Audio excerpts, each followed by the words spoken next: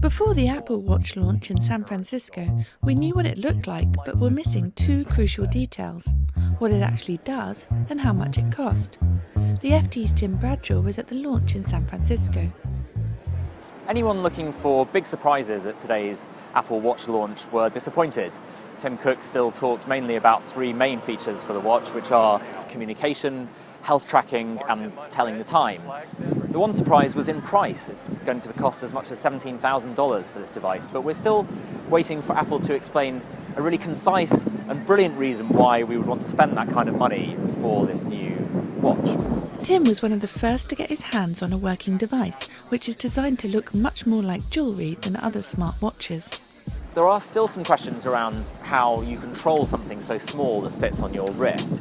The innovation that Apple has brought is the digital crown, which allows you to scroll through menus with a rolling button or zoom in and out in maps. But you also have a slightly confusing array of touches and presses and other buttons, which aren't yet entirely obvious or intuitive in the same way that an iPod's click wheel or the iPhone's pinch to zoom was when they first came out. So what does it mean for Apple's business? The high-end Apple Watches, which sell for as much as 10 times the price of a MacBook, signal a departure for the company, which has become an expert in selling to the mid-market masses through iconic high street stores such as this one here. The business is now seeking to expand into fresh pastures.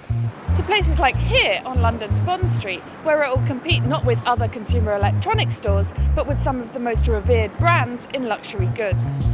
The company made a number of astute hires from the luxury industry to help it on its way. So can they convince shoppers that it's worth splashing out $17,000 on Apple rather than Cartier? The reality of the watch is that most people buy the $350 version, which is actually, it is also a luxury price because most luxury brands do have credit card holders, wallets, ties, whatever, that make you feel like you're buying a little bit of luxury and are kind of affordable.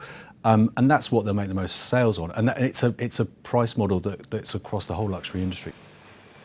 The big red herring with Apple Watch is the word watch. I think a lot of people have assumed that it's going to take over the watch market. I think it's a very, very different story. And actually, I think the reality of the luxury buyer now, they've grown up with laptops and with iPhones and with sneakers and with products that wouldn't necessarily be called luxury like 20, 30 years ago. So actually, the 21st century luxury consumer, they want to have a thing with a rubber band on their wrist. You know, it's no great shock. I think it kind of fits into a reality. I have little doubt that Apple will sell as many watches as it can make over the next few months, even as much as $17,000 worth. However, this still feels very much like a version 1 device. And after all, the iPhone and the iPad have both come on a long way since they were first unveiled a few years ago. And like the iPhone, I think it will only be in the apps and other services that third-party developers create that will really reveal the value for the Apple Watch. One of the big advantages Apple has in this race is its size. It has the time to make the watch work while it rides the wave of iPhones, MacBooks and iPads that have made it the world's most valuable company. Hannah Kuchler and Tim Bradshaw for the Financial Times.